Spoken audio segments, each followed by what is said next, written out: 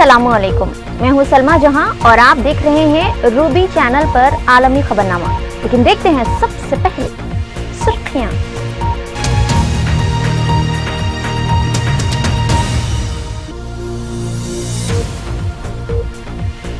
वज़ारत दाखिला ने नरेंद्र मोदी को एसपीजी तर्ज की आला तरीन सिक्योरिटी फराहम करने से किया इनकार।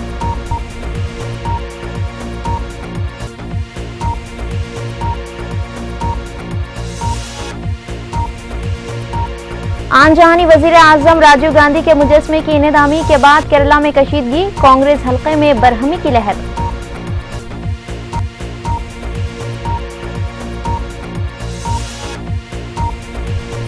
मुहर्रम के आगाज से कबल पाकिस्तान के शहर कराची में फिरका वाराना तशद्दुद, 18 अफराद हलाक, मुतादिद हुए जख्मी।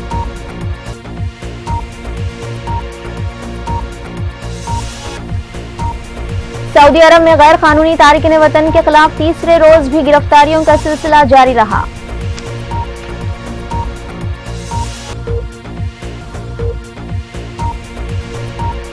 और इराक के मुख्तलिफ शहरों में बम धमाके, पुलिस एहलकारों समेत 21 अफराद हलाक।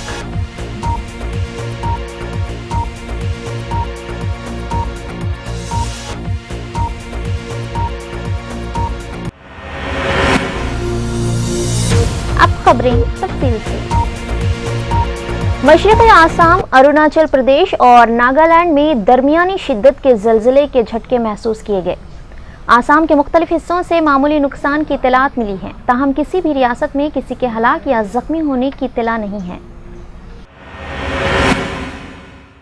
साबिक़ आंजानी वज़ीर आज़म राजीव गांधी के मुजस्समे के इनेदाम के बाद केरला के तिरुमुरुगनपोंडी गांव में कशीदगी फैल गई। केरला के तिरुपुर ज़िले के मौजे तिरुमुरुगनपोंडी में चारशुमे के अवलिन सातों में राजीव गांधी के मुजस्समे को मुनहदिम किए जाने के बाद कांग्रेस कारकुनों में गम और गुस्से की लहर दौड़ गई। इनेदामी कार्रवाई के बाद बरहम कांग्रेसी कारकुन सड़कों पर निकल आए और धरना मुनज़्ज़म किया। लगभग 60 एहतजाजी मुजाहिरीन को पुलिस ने हिरासत में ले लिया। भारतीय जनता पार्टी ने 16 मौजूदा एमएलए समेत 64 अफराद पर मुश्तमिल मध्य प्रदेश असेंबली इंतखाबात के लिए अपनी दूसरी फहरिस्त का ऐलान कर दिया है। फहरिस्त का ऐलान यहां पार्टी के हेडक्वार्टर में पार्टी की मरकजी इंतखाबी कमेटी की मुलाकात के बाद किया गया। मीटिंग में पार्टी सदर राजनाथ सिंह समेत कई सरकर्दा लीडरान मसलन एल.के. आडवाणी, एम.एम. जोशी, सुषमा स्वराज और अरुण जेटली के अलावा दीगर ने शिरकत की। जिनसी इस्तेहसाल मामले में जोधपुर पुलिस ने खुद साख्ता भगवान आसाराम और 4 दीगर मुलजिमीन के खिलाफ मुकामी अदालत में चार्जशीट दाखिल की है। जोधपुर आश्रम के खुद साख्ता भगवान 72 साला आसाराम पर 16 साला मुकामी लड़की के साथ जिनसी इस्तेहसाल का इल्ज़ाम है। लड़की ने शिकायत पर पुलिस ने आसाराम को दीगर 4 साथियों को 21 सितंबर को हिरासत में ले लिया था। लड़की ने शिकायत दर्ज करवाई थी कि आसाराम ने 20 अगस्त 2013 को आसाराम ने मुकामी आश्रम में उसके साथ जिनसी इस्तेहसाल किया था। जोधपुर पुलिस ने चारशुमे को मुकामी अदालत में आसाराम और दीगर 4 मुलजिमीन के खिलाफ चार्जशीट दाखिल करके अपनी कार्रवाई में पेशरफ्त की है। आसाराम इन दिनों जोधपुर जेल की सलाखों के पीछे हैं। वाज़ेह है कि खुद साख्ता भगवान आसाराम का बेटा नारायण साई पर भी जिनसी हिरासानी में कई मामलों में मुलविस होने का इल्ज़ाम है। पुलिस उसकी तलाश में मसरूफ़ है। जम्मू में कांग्रेस की रैली के दौरान एक सरपंच ने उमर अब्दुल्ला हुकूमत के खिलाफ सदाए एहतजाज बुलंद किया। जम्मू में राहुल गांधी की रैली के दौरान एक सरपंच ने उमर अब्दुल्ला की ज़ेरे क़यादत रियासती हुकूमत की शिकायत करने की जुर्रत की है।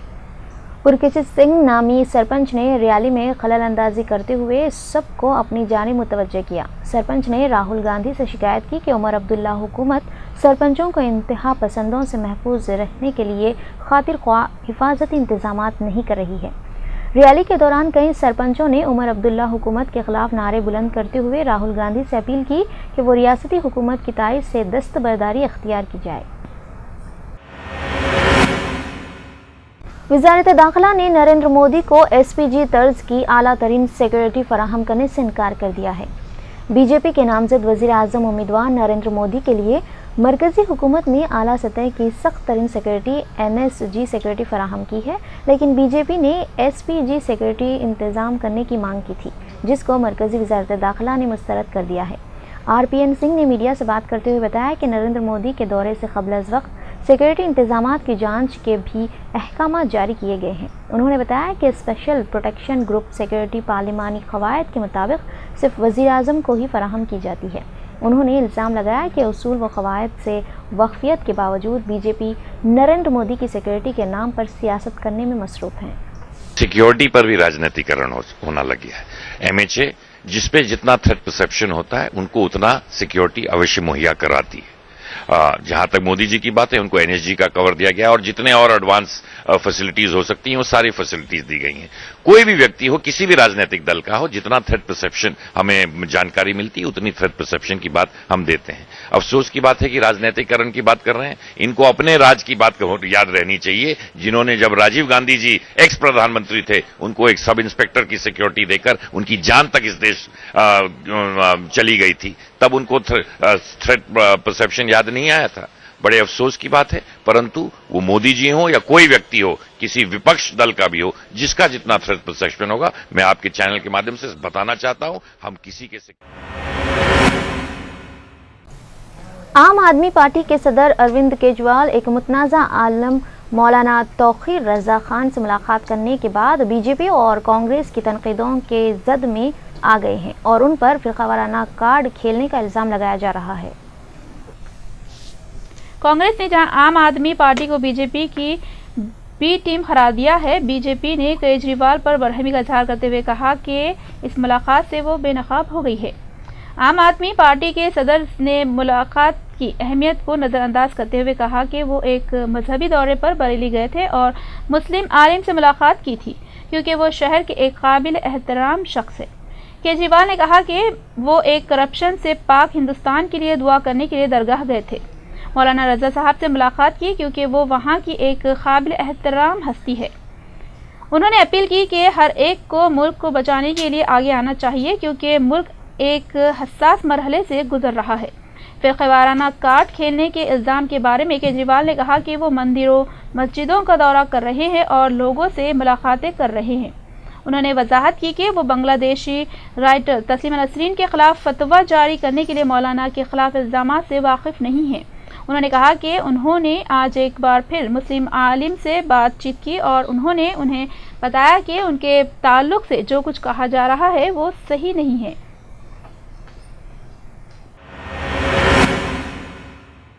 اتر پردیش کے BSP رکن پارلیمنٹ دھننجے سنگھ اور ان کی بیوی جاگرتی کو ان کی 35 سالہ گھریلو خادمہ کے قتل اور ایک نابالغ گھریلو ملازمہ کو لاٹھیوں اور سلاخوں سے بے رحمی سے ٹارچر کرنے پر گرفتار کیا گیا۔ جونپور کے رکن پارلیمنٹ نے خود پولیس کو اس بارے میں اطلاع دی، جس کے بعد ساؤتھ ایونیو میں واقع سنگھ کی قیامگاہ سے گھریلو خادمہ کی نعش برآمد کی گئی، جس پر جلانے اور پیٹ، سینے، بازو اور پیروں پر چوٹ کے نشان ہیں۔ 38 سالہ سنگھ کو پہلے ہی قتل، جبری وصولی اور دیگر جرائم کے تحت الزامات کا سامنا ہے۔ انہیں ثبوت مٹانے، پولیس کو خادمہ کی موت کی اطلاع فوری نہ دینے اور ایک نابالغ کو گھریلو ملازمہ کی حیثیت سے رکھنے پر گرفتار کر لیا گیا ہے۔ جوائنٹ کمشنر آف پولیس نئی دہلی مکیش کمار نے میڈیا کو یہ بات بتائی۔ 29 سالہ جاگرتی کو جو RML ہاسپٹل میں ڈینٹل سرجن ہے، مختلف دفعات کے تحت گرفتار کیا گیا ہے۔ رکن پارلیمنٹ کی اہلیہ نے گزشتہ سال اتر پردیش اسمبلی انتخابات میں آزاد امیدوار کی حیثیت سے مقابلہ کیا تھا۔ بتایا جاتا ہے کہ وہ اپنے اسٹاف کو گرم لوہے کی سلاخوں، لاٹھیوں سے اکثر و بیشتر پیٹتی رہتی ہے۔ وہ انہیں بند رکھتی ہے اور 20 کیمروں کے ذریعے ان کی نگرانی کرتی ہے، حتیٰ کہ باتھ روم میں بھی کیمرہ نصب کر رکھا ہے۔ دیگر ملازمین نے بتایا کہ اگر وہ باہر جانے کی کوشش کرتے ہیں تو انہیں گولی مار دی جائے گی۔ پولیس نے رکن پارلیمنٹ سے بھی اس سلسلے میں پوچھ تاچھ کی ہے۔ خود رکن پارلیمنٹ ماضی میں دوہرے قتل کے مقدمے میں ماخوذ ہے۔ ذرائع کے مطابق رکن پارلیمنٹ بھی شبے سے بالاتر نہیں ہے اور پیر کو راکھی کی موت کے تقریباً 12 گھنٹے بعد رات 8 بجے پولیس کو طلب کرنے سے قبل نعش کو چھپانے میں اس نے مدد کی کوشش کی۔ سنگھ نے میڈیا سے بات کرتے ہوئے کہا کہ 3 دن قبل انہیں جاگرتی سے فون پر اطلاع ملی کہ گھریلو ملازمہ چیئر سے گر کر زخمی ہو گئی۔ مہاتما گاندھی کا زائد از 8 دہائے قدیم چرخہ، جس کا استعمال وہ تحریک آزادی کے دوران یوڈا جیل میں کرتے تھے، آج برطانیہ میں 1,10,000 پاؤنڈ کی خطیر رقم میں نیلام کیا گیا، جو متوقع قیمت سے تقریباً دگنی ہے۔ مہاتما گاندھی کی آخری وصیت 20,000 پاؤنڈ میں فروخت ہوئی۔ شرپشائر کے نیلام گھر مکلوک میں ان تاریخی دستاویزات اور اشیاء کی خصوصی نیلامی کا اہتمام کیا گیا ہے۔ ہندوستانی ساگوان کی لکڑی سے تیار کردہ اس چرخے کی کم از کم قیمت 60,000 پاؤنڈ لگائی گئی تھی، جس کا استعمال گاندھی جی پونے کی جیل میں اپنے قیام کے دوران کرتے تھے، اور بعد ازاں انہوں نے اسے 1935 میں امریکہ کے ایک عیسائی مبلغ ریورنڈ فلائٹ ٹیفر کو تحفے میں دیا تھا۔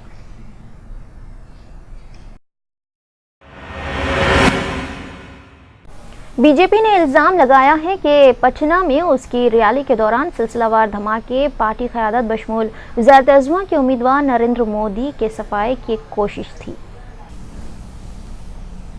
پارٹی نے مطالبہ کیا کہ مرکز قائد کو جانی تحفظ فراہم کرنے کے لیے مناسب اقدامات کرے۔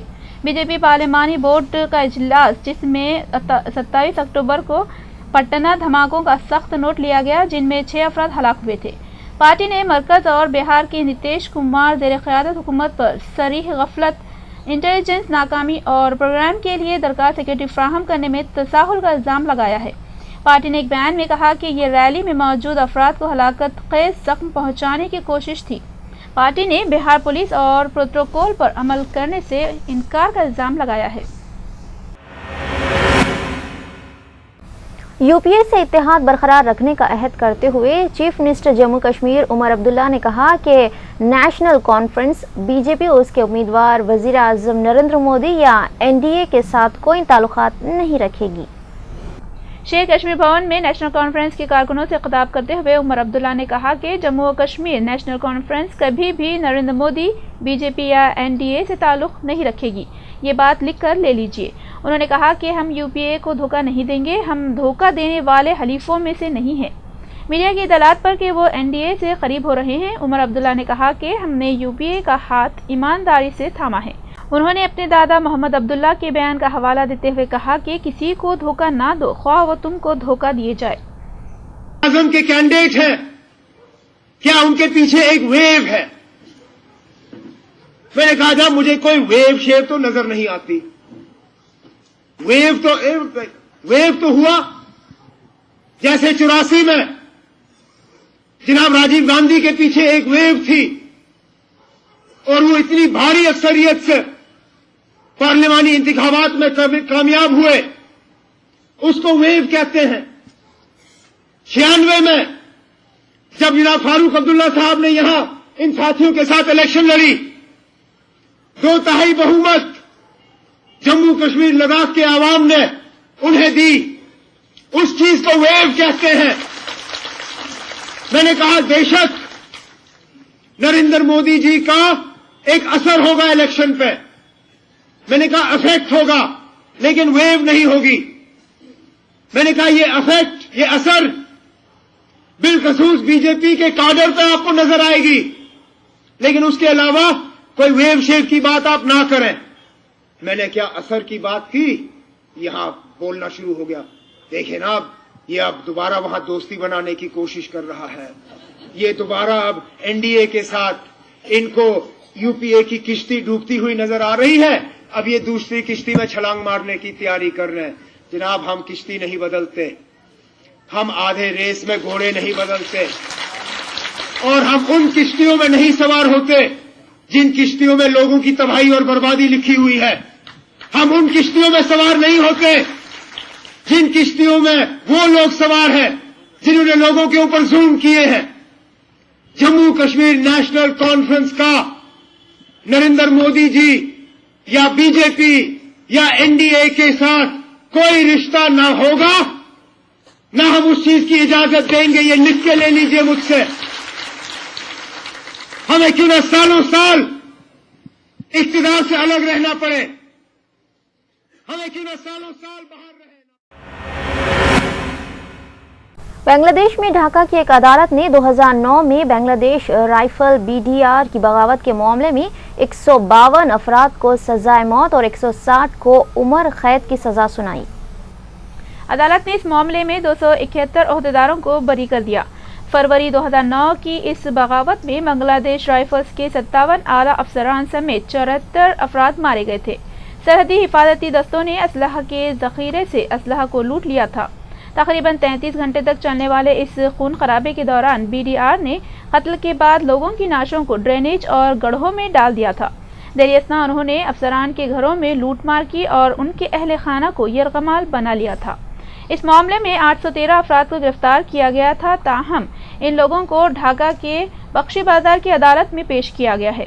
چنانچہ عدالت نے اس معاملے میں 152 افراد کو موت کی سزا اور 160 کو عمر قید کی سزا سنائی، جبکہ 271 کو بری کر دیا گیا ہے۔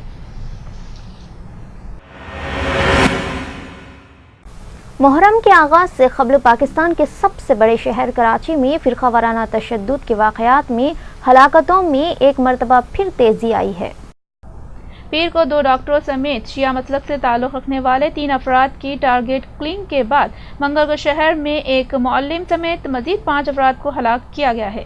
دوسری جانب سندھ رینجرز کے ترجمان نے الزام عائد کیا ہے کہ کراچی میں حالیہ فرقہ وارانہ ہلاکتوں میں ایک سیاسی جماعت کا عسکری ونگ ملوث ہے۔ رینجرز اور پولیس کے اعلیٰ حکام کے مشترکہ اجلاس کے بعد رینجرز کا یہ بیان سامنے آیا ہے۔ اعلامیہ کے مطابق ایسے شواہد ملے ہیں جن سے نشاندہی ہوتی ہے کہ ان فرقہ وارانہ ہلاکتوں میں ایک سیاسی جماعت کا عسکری ونگ ملوث ہے، جس کا مقصد لوگوں کو بھڑکانا ہے تاکہ محرم الحرام میں فرقہ وارانہ فسادات کرائے جائے۔ دوسری جانب کراچی پولیس چیف شاہد حیات نے کہنا ہے کہ پیر کے روز اہل تشیع کو ٹارگٹ کیا گیا اور منگل کو اہل سنت کو نشانہ بنایا گیا۔ ان دونوں کا مقصد شہر میں فرقہ وارانہ فسادات کرانا تھا، لیکن وہ ملزمان کے قریب پہنچ چکے ہیں، جلد انہیں عوام کے سامنے لایا جائے گا۔ اس سے قبل تنظیم اہل سنت والجماعت کا دعویٰ ہے کہ ہلاک ہونے والے 5 افراد ان کے کارکن ہیں اور انہیں رد عمل میں نشانہ بنایا گیا۔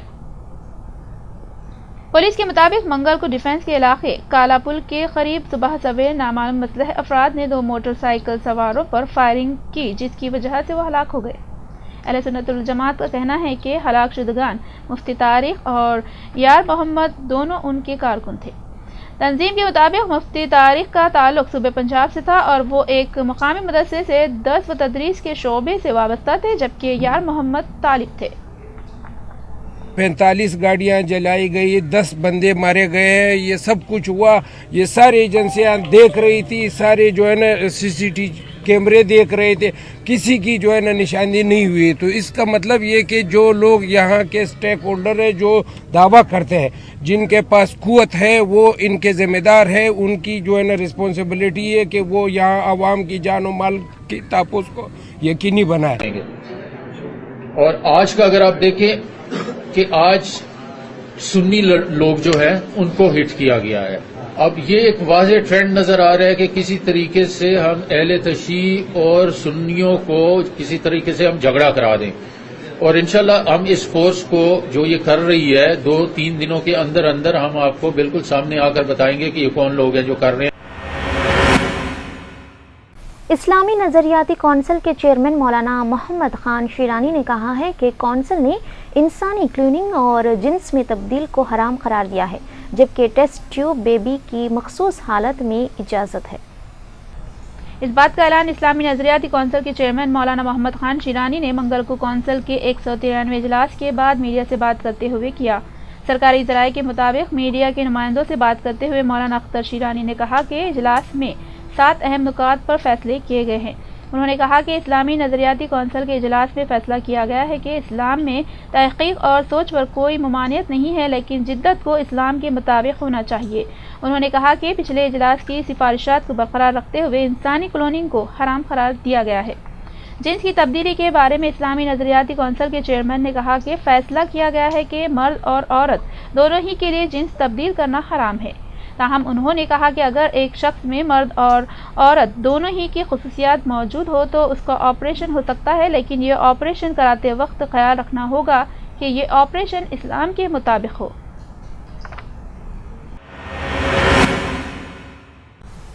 فلسطینی شہر غزہ کی پٹی سے متصل مصر کے سرحدی شہر رفح میں قائم مصری انٹیلیجنس کے ریجنل ہیڈ کوارٹر پر نامعلوم مسلح افراد نے حملہ کیا ہے۔ تاہم سیکورٹی فورسز کی جوابی کارروائی کے بعد حملہ آور بحفاظت فرار ہونے میں کامیاب ہو گئے۔ حملے میں کسی قسم کے جانی نقصان کی تصدیق نہیں ہو سکی ہے۔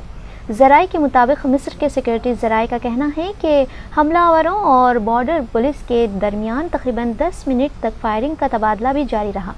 فائرنگ کے باعث شہر میں مواصلاتی رابطے منقطع کر دیے گئے تھے تاکہ حملہ آوروں کی جانب سے کسی قسم کی کارروائی کو ناکام بنایا جا سکے۔ حملے کے بعد علاقے میں ہنگامی حالات نافذ کر دی گئی تھی اور کسی بھی مشکوک شخص اور گاڑی کو انٹیلیجنس ہیڈ کوارٹر کے قریب نہیں آنے دیا گیا۔ دریا اثنا مصری سیکورٹی فورسز نے سینا کے شمال میں ایک علیحدہ کارروائی میں 3 مبینہ جہادیوں کو حراست میں لینے کا دعویٰ کیا ہے۔ یہ کارروائی شمالی سینا اور جنوبی رفح کے درمیان اس وقت کی گئی جب سیکورٹی فورسز معمول کی گشت میں مصروف تھی کہ ایک فوجی گاڑی پر فائرنگ کی گئی۔ سیکورٹی فورسز نے فوری کارروائی کر کے 3 مشتبہ جنگجوؤں کو حراست میں لے لیا جبکہ ان کے کئی ساتھی فرار ہونے میں کامیاب ہو گئے۔ مسلح افراد کے قبضے سے تھائی لینڈ کی تیار کردہ گاڑی بھی قبضے میں لے لی گئی ہے۔ شام کے لیے اقوام متحدہ اور عرب لیگ کے مشترکہ نمائندے القذر ابراہیمی نے اعتراف کیا ہے کہ شام میں قیام امن کی خاطر مجوزہ کانفرنس جنیوا 2 کے لیے بھی کوئی تاریخ مقرر نہیں کی جا سکی ہے۔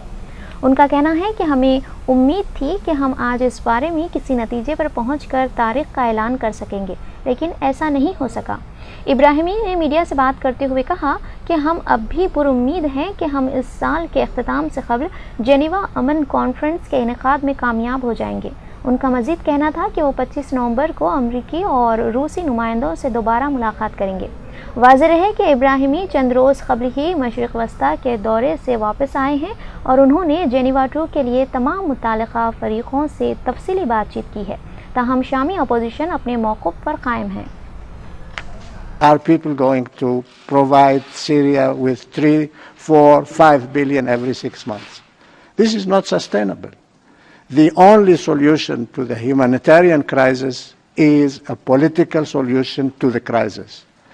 And, in addition to what we have been saying, what the Secretary General has been saying forever, really, since the beginning of this crisis, that is that there is no military solution to this. The government is not going to win, and the opposition is not going to win on the ground. I think we have got to add to that statement that the solution to the humanitarian disaster is مصر کے معزول صدر محمد مرسی کی گزشتہ روز عدالت میں پیشی کے بعد اسکندریہ شہر میں قائم برج العرب جیل میں منتقل کر دیا گیا ہے۔ معزول صدر محمد مرسی کی عدالت میں پیشی اور ان کے جیل پہنچائے جانے کے بعد قید میں ان کی مصروفیات کی کچھ تفصیلات بھی سامنے آئی ہیں۔ مصر کے سرکاری ٹیلی ویژن نے سابق صدر کی عدالت میں پیشی اور عدالتی بینچ کے ساتھ ہونے والی بات چیت کا احوال دکھا دیا تھا۔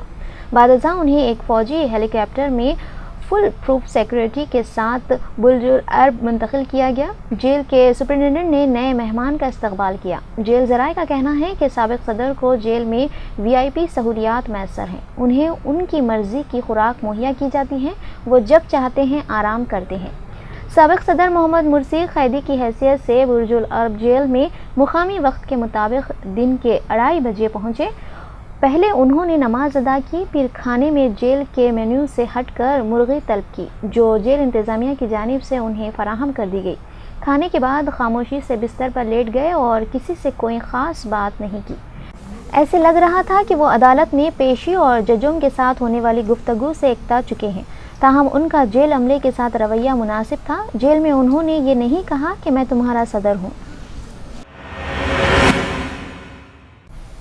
امریکی وزیر خارجہ جان کیری نے توقع ظاہر کی ہے کہ شام مجوزہ امن کانفرنس میں حصہ لے گا، اگرچہ کہ شامی حکام یہ کہہ چکے ہیں کہ بات چیت اس وقت تک نہیں ہو سکتی جب تک اس کے مقاصد میں صدر بشار الاسد کی اپنے عہدے سے دستبرداری بھی شامل ہے۔ جان کیری نے منگل کو یہ بات پولینڈ کے دارالحکومت وارسا میں اپنے ہم منصب سیکرٹری کے ساتھ ایک مشترکہ پریس کانفرنس میں کہی۔ جان کیری نے اپنے موقف کو دہرایا کہ شام کے بحران کا کوئی فوجی حل نہیں ہے۔ انہوں نے اس امید کا اظہار کیا کہ شام کی حکومت مذاکرات کے اپنے وعدے کی پاسداری کرے گی۔ مجھے امید ہے کہ شام کی حکومت روس اور ایران اور اس حکومت کے دیگر حامی اس بات کو یقینی بنائیں گے کہ شامی حکومت ملک میں جاری بحران کے پرامن حل کے لیے جنیوا میں مذاکرات میں شرکت کرنے کی اپنی ذمہ داری پوری کرے گی۔ کینیڈا میں مونٹریال ایئرپورٹ پر جہاز کے قریب آگ لگنے کے واقعے کی ویڈیو جاری کر دی گئی۔ واقعہ گزشتہ پیر کو مونٹریال شہر کے ٹروڈاؤ ایئرپورٹ پر پیش آیا تھا۔ ویڈیو میں دیکھا جا سکتا ہے کہ طیارے کے قریب آگ لگی ہوئی ہے، جبکہ عملہ اور مسافر جہاز کے ایمرجنسی دروازے سے کود کر اپنی جان بچانے کے لیے بھاگتے نظر آ رہے ہیں۔ آگ جہاز کے قریب مسافروں کے سامان لانے والی ٹرالی پر لگی، جس سے طیارے کے کیبن میں دھواں بھر گیا۔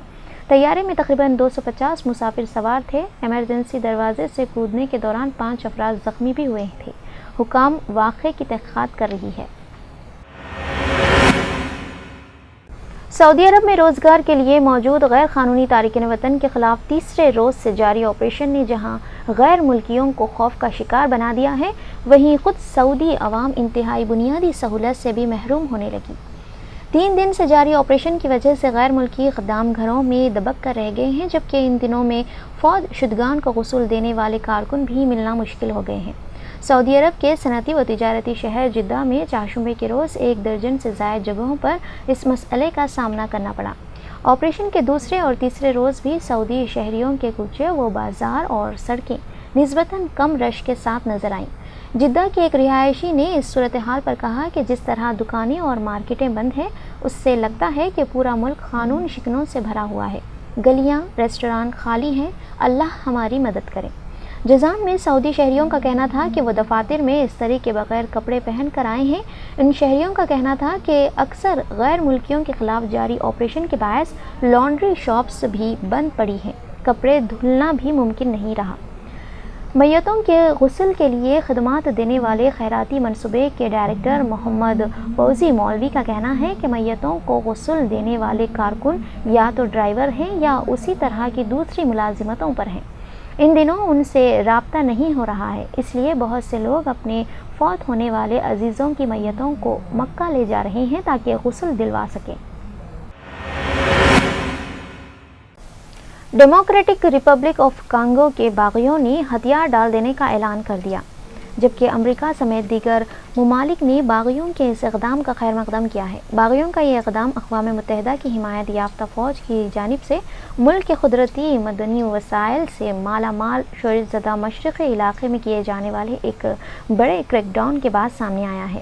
کانگو کے باغیوں کی M23 موومنٹ کی جانب سے دیے گئے بیان میں کہا گیا ہے کہ ہم اپنی بغاوت ختم کر رہے ہیں اور آئندہ اپنے مقاصد کے حصول کے لیے خالصتاً سیاسی طریقہ کار استعمال کریں گے۔ اس اقدام سے 18 ماہ کے اندر اس قدرتی وسائل سے بھرپور علاقے کو تباہ کر دینے والی شورش کا خاتمہ ممکن ہوا ہے۔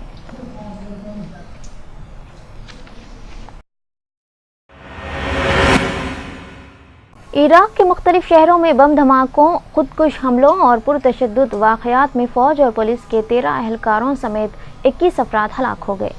غیر ملکی خبر رساں ادارے کے مطابق پولیس حکام نے بتایا کہ صوبے صلاح الدین کے شہر شارقہ میں طالبان نے پولیس اسٹیشن پر حملہ کر دیا، جس کے نتیجے میں 4 اہلکار ہلاک اور 2 زخمی ہو گئے۔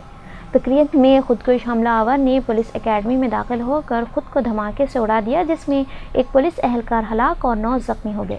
عراقی شہر کرکوک میں بھی خودکش حملہ آور نے پولیس اسٹیشن کے باہر خود کو دھماکے سے اڑا دیا، جس میں 8 افراد ہلاک اور متعدد زخمی ہو گئے۔ اور آخر میں سرخیاں ایک بار پھر۔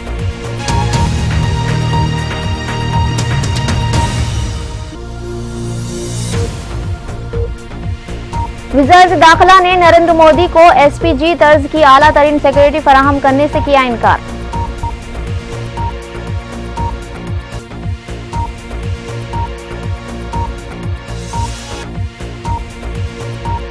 آن جہانی وزیر اعظم راجیو گاندھی کے مجسمے کی انہدامی کے بعد کیرالہ میں کشیدگی، کانگریس حلقے میں برہمی کی لہر۔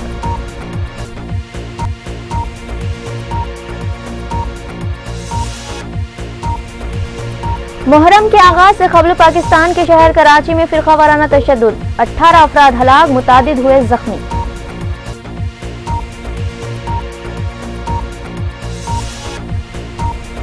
سعودی عرب میں غیر قانونی تارکین وطن کے خلاف تیسرے روز بھی گرفتاریوں کا سلسلہ جاری رہا۔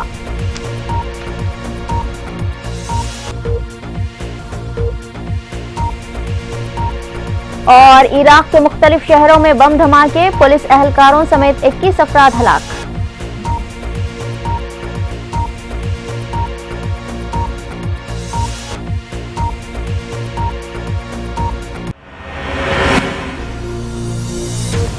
साथ रूबी चैनल पर आलमी खबरनामा यहीं खत्म होता है। अल्लाह हाफिज।